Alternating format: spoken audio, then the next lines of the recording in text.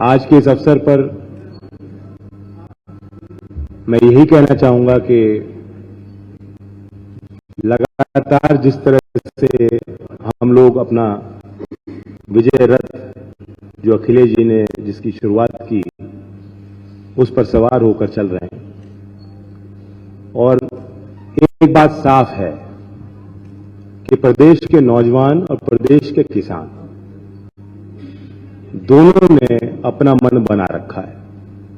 दोनों लोग एक सकारात्मक परिवर्तन उत्तर प्रदेश में लाना चाहते हैं। दोनों लोग अपने आप को ठगा महसूस कर रहे हैं और उनके साथ मौजूदा सरकार ने छल कपट भी किया, झूठे वादे किए, दुनिया की एक बहुत बड़ी तस्वीर उनको दिखाई और फिर धड़ाम से उनको जो है जमीन पर ला दिया। इलाहाबाद के यूनिवर्सिटी में जिस तरह से मारपीट छात्रों के साथ की गई वो तो एक प्रमाण है।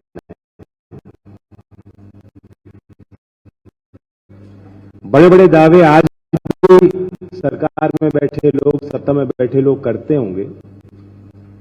लॉ एंड ऑर्डर को लेकर आप देखते हैं कि योगी जी बहुत बयानबाजी करते हैं और गर्मी को ठंडी में तब्दील करने की बात करते हैं, शिमला तक पहुंचाने की बात करते हैं, जो कि पश्चिमी उत्तर प्रदेश के लोगों का एक अपमान है। लेकिन सच्चाई यह है कि उन्नाव, हाथरस और अब बुलंदशहर जैसी घटनाएं ये साबित करती हैं कि इनके दावे खोखले हैं।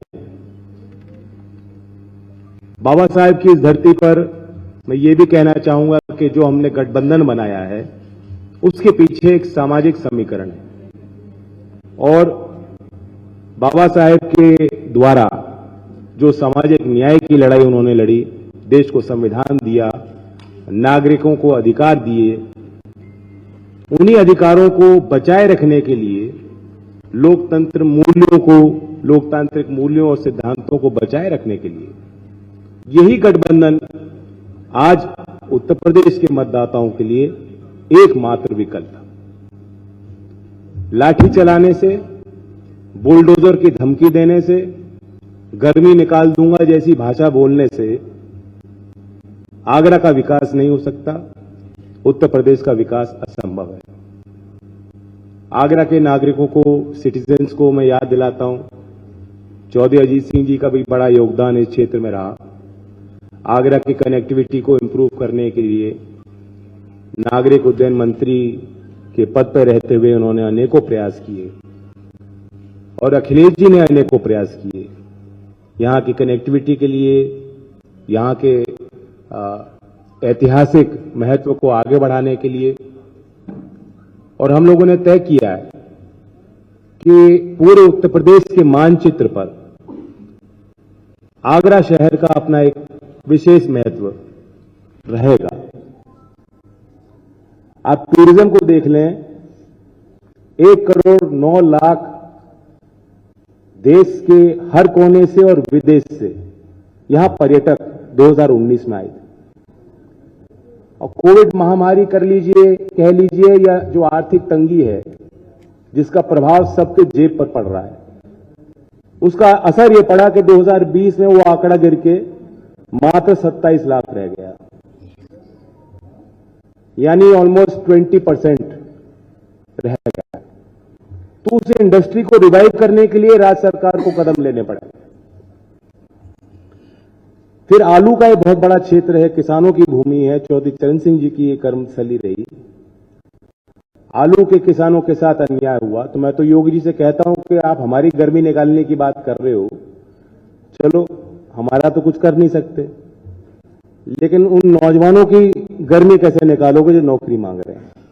आलू के किसान जो हर साल देखते हैं वो तस्वीरें कि आलू फेंक रहा है, टमाटर फेंक रहा है, गेहूं और धान की खरीद नहीं हो रही, उन किसानों की गर्मी योगी जी कैसे निकालेंगे?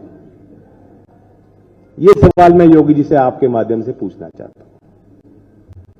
और बाकी कई चीजें हैं जो गरीब के लिए कल्याणकारी योजनाएं जिसकी घोषणाएं लगातार हो रही हैं, जो हमने सोचा है कि सरकार बनेगी आपके आशीर्वाद से, हमने जो संकल्प हैं, और किसान और नौजवानों को मैं आश्वस्त करना चाहता हूं कि 5 साल से जो आपका अन्याय हुआ आपके साथ, इतने बड़े किसान आंदोलन के बाद भी आपत्तिजनक शब्द, गाली गलौज जिन लोगों ने आपके साथ की, ये चुनाव मौका है।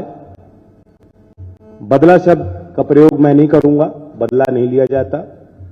मतभेद हैं, मनभेद हमारे आपस में नहीं, लेकिन लोकतंत्र में वोट की चोट इस बार इस चुनाव में प्रदेश के किसान और प्रदेश के नौजवान निश्चित रूप से देंगे।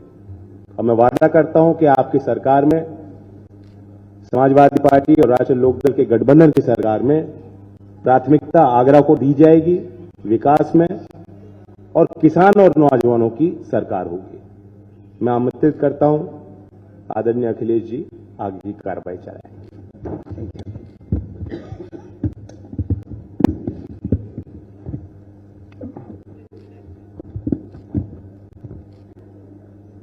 मैं सबसे पहले जयंत चौधरी का धन्यवाद देता हूं